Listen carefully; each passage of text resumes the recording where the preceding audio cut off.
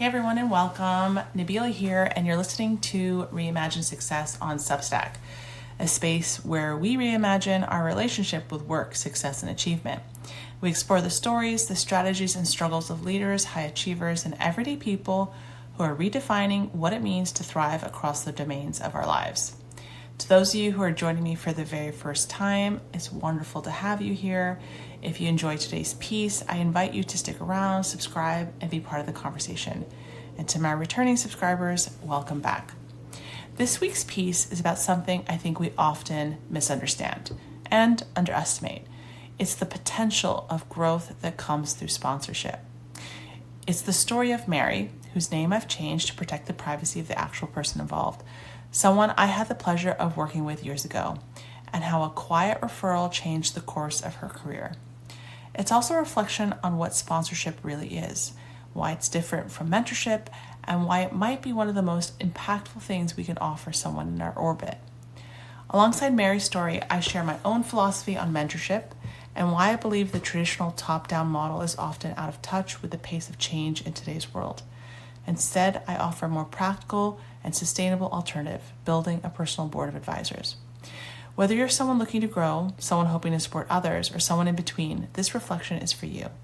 Let's talk about how we grow together and why the most meaningful leadership often happens behind the scenes. All right, let's get into it.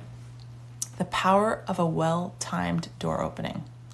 I met Mary a few years ago. She was ambitious, compassionate, and excellent at following through.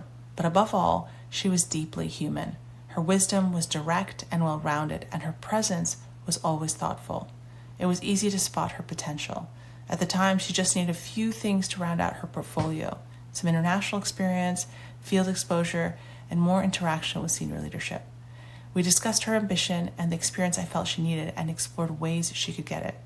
Soon after, she started to make some big moves, first into a field role, which she excelled in, then into an international assignment.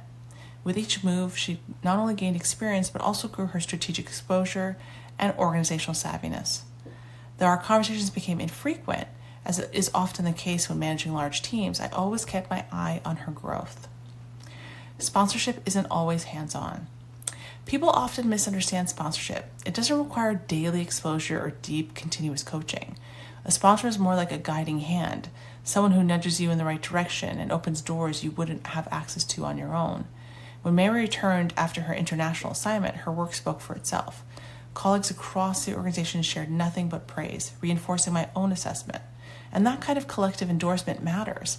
It ensures that your support isn't just a personal bias, but instead is echoed by the broader system. Then, as they always do, things change. I moved functions, then I left the organization, but knew Mary was continuing to grow. Mary and I hadn't spoken since we stopped working together, but her development, our conversations, and my belief in her potential remained. Then came the call, the referral that changed everything.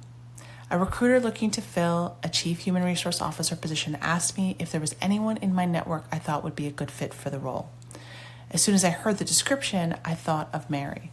She had done the work, she had all the pieces. I made the referral not out of obligation or any expectation in return, but for a simple reason, because I thought she would be perfect for the role and I truly believed she would thrive. So you can imagine my excitement when I got a message from Mary that she had just accepted her first C-suite position, the position I had referred her to. And I referred her without telling her, and the recruiter who wouldn't disclose how they got her name, but somehow she knew it was me. In her words, my referral had changed her life. Sponsorship is not about hours, it's about intention. Here's the truth. Being a sponsor doesn't require endless hours.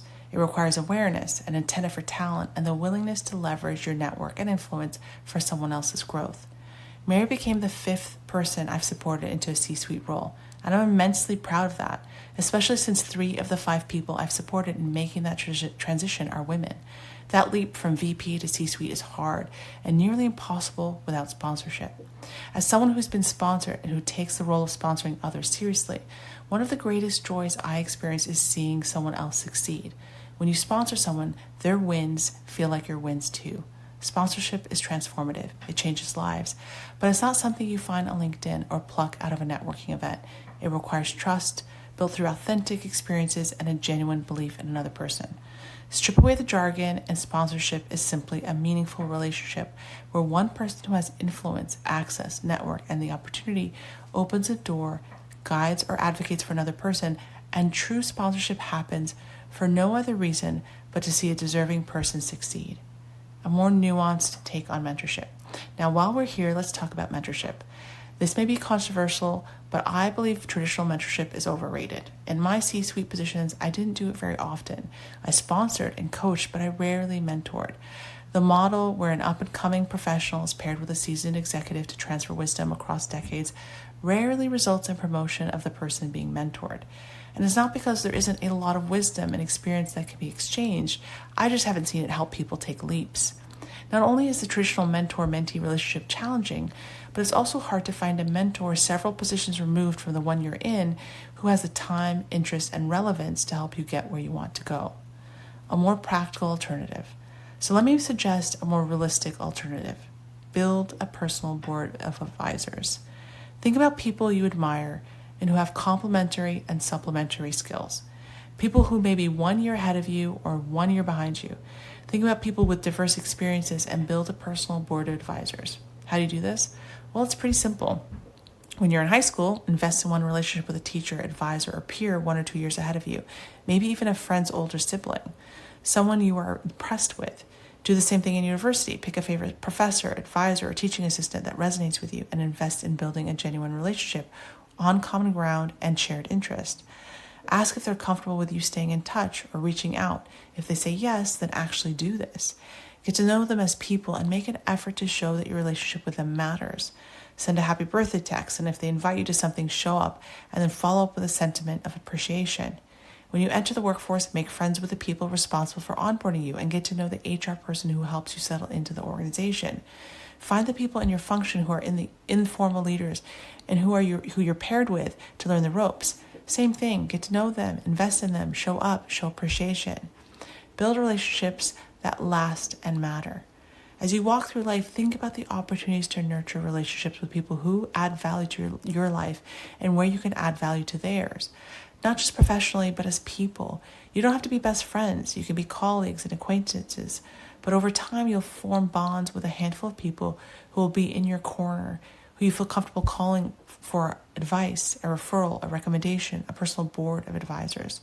They know you know them, and there's trust.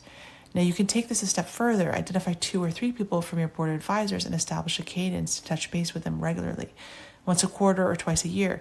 Share what you're learning, open doors for each other, refer to each other, learn in real time together. Instead of chasing a mentor 1 or 2 decades removed from your current context, build a cohort of people with whom you can grow. Surround yourself with people you meet throughout your life who want to see you succeed, want to refer you, and want to advocate for you. Because you never know, someone on your board of advisors might get a call from a recruiter, and they might just give them your name. Supporting others to see them succeed is one of the most meaningful forms of leadership we can offer. It doesn't require a title, just a little effort, the right intention, trust, and the courage to act when the opportunity arises. So here's my invitation. Look around. Who's in your orbit? Who could use a nudge, an opening, or a word of advocacy? Be the door opener. Be the recommender. Be the reason someone else gets a shot. And as always, take care of yourself and those around you. In partnership, Nabeela.